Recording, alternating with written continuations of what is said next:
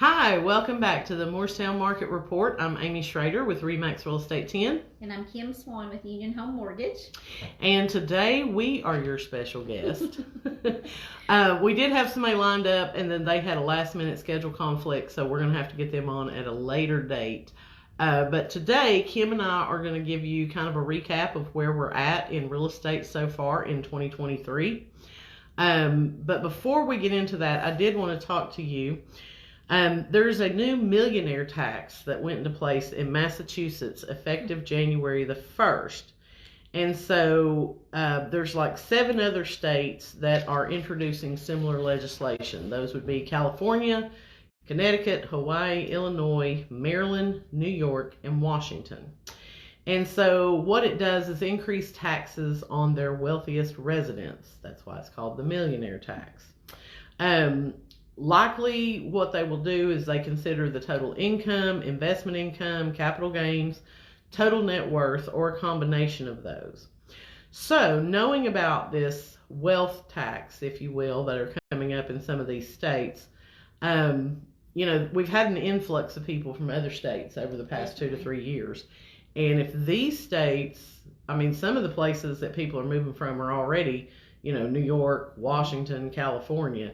So I'm going to predict that if these other states pass that, we're probably going to see even more people making a move to Tennessee because we do not have a state income tax. And our property taxes are so low compared to what other states have. Sometimes I'll have people ask me when we're out looking at a place, they're like, so what are the taxes on this place? And I'm like, oh, they're $450. And, I just say there's $450.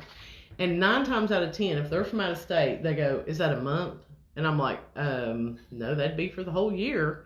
And it just blows them away.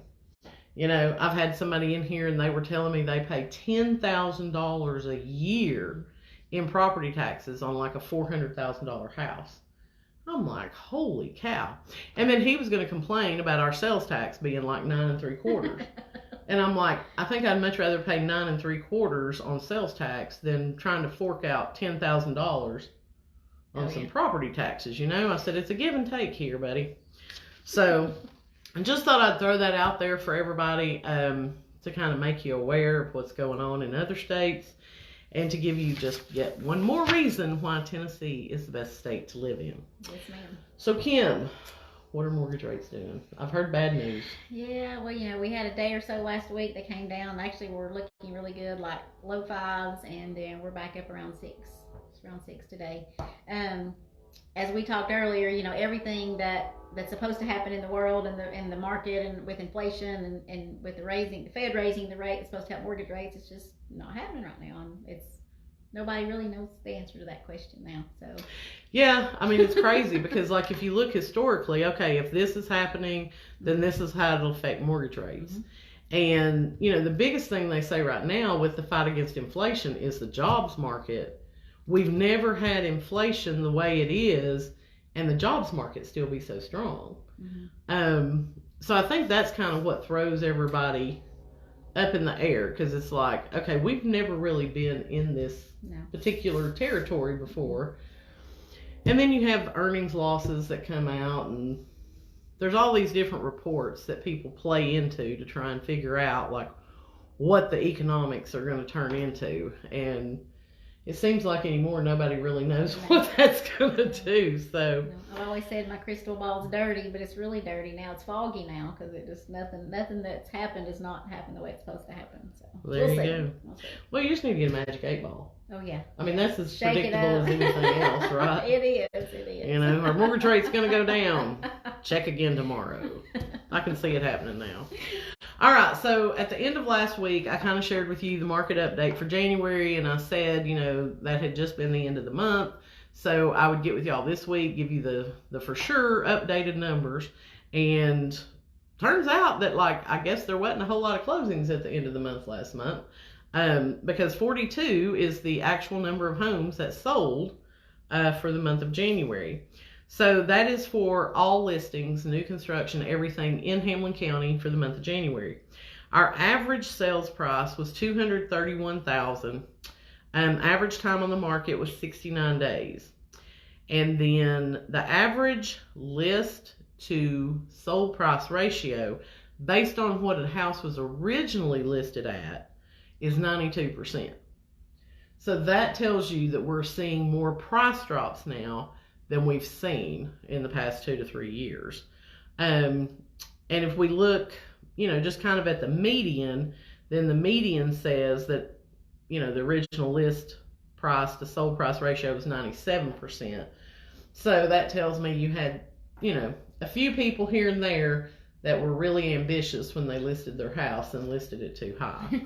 Overall, homes are pretty much selling what they get listed at.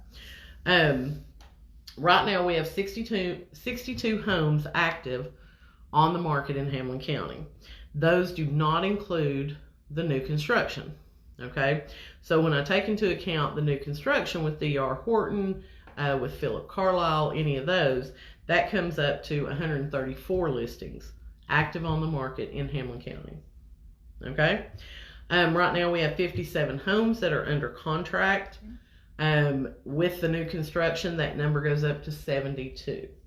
Okay, so if we take all the pendings, which is 72, and we take the number of homes that closed in January, which was 42, you add those together, you're going to be, 114? Somewhere like that. We're trying to add in our head. That's hard for us. So at 114, when you have 134 total active listings, that tells you that we're still selling pretty much everything that's getting listed. That's how you figure out what your saturation rate is. So right now we're still about 1 to 2 months inventory supply, and we need to be like 3 months would be probably a good place for us to be. A normal market, believe it or not, we've not seen a normal market in a long time, but a normal market is considered 6 months of inventory. That's a lot of inventory. That is. So we have to take all that into account. A lot of people don't want a new construction house for whatever reason. A lot of the floor plans on these new construction homes has the master upstairs. People want a master on the main, or an owner suite, or whatever you want to call it. So, a new construction isn't for everybody, and we've got to get more resale homes, I think, listed and on the market for people to move. Now, I can tell you it's easier now for a seller who needs to buy to get that contingency accepted on their contract. You know what I'm saying? Yeah. Like in 2020, 2021, a few months into 2022, like if you had a home to sell, you better sell it. You better find a mom or dad, sister, brother, cousin, somebody to live with so that you could go out and look for a house. Like they just weren't accepting those kind of contingencies, and now they are. Right. So we're seeing some activity pick up the past couple of weeks.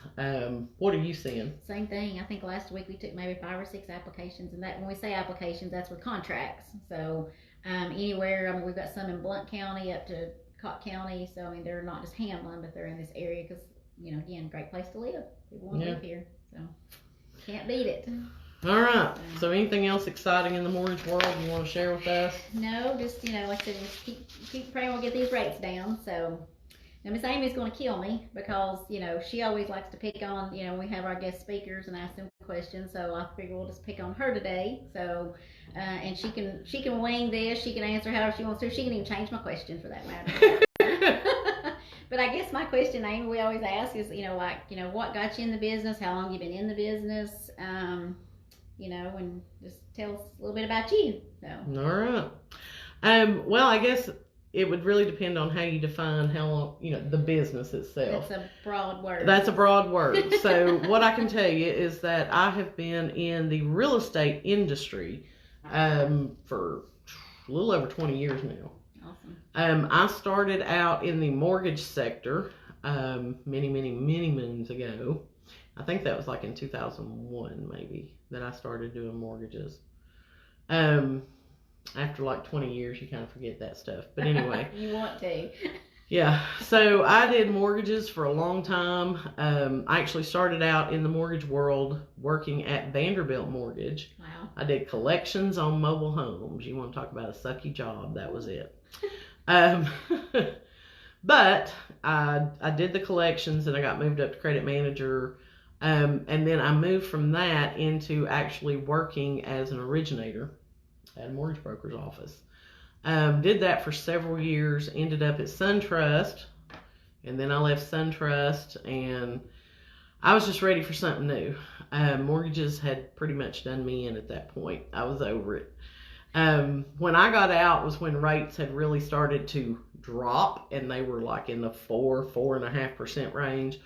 We had so much business, like we just could not keep up, and it was taking forever to close loans, and I was stressed out and I was over it. I was working way more hours than I wanted to work. So I just kind of quit, and I didn't do anything for a few weeks and explored some different options. And then I went to work at a title company here in Morristown. And that title company is no longer in business here. They're in business in other places, I believe. But so yeah, I worked at a title company for like 3 years.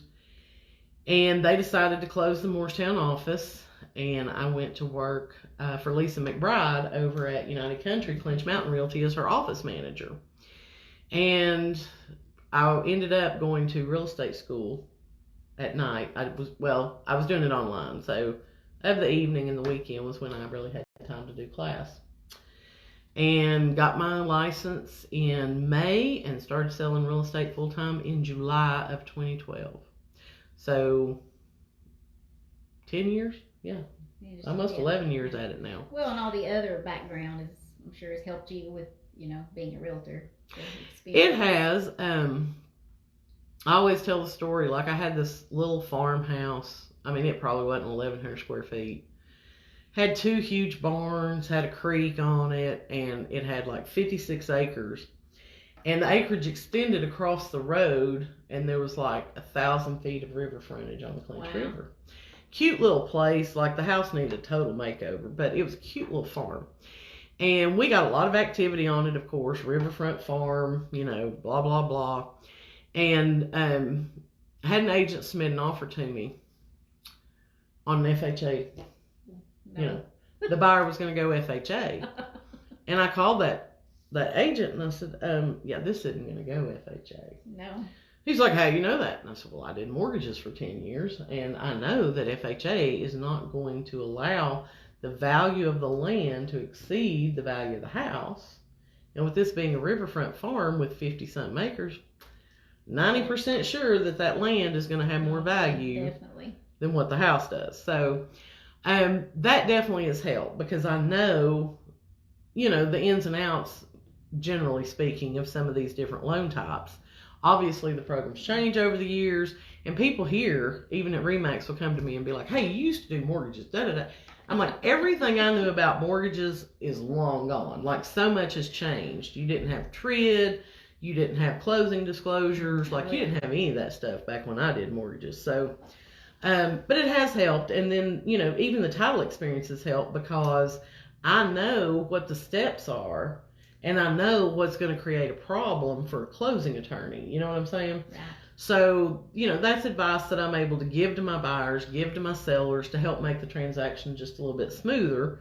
I guess, I see the red flags that maybe a lot of agents may not see because they don't have that kind of a background. Exactly.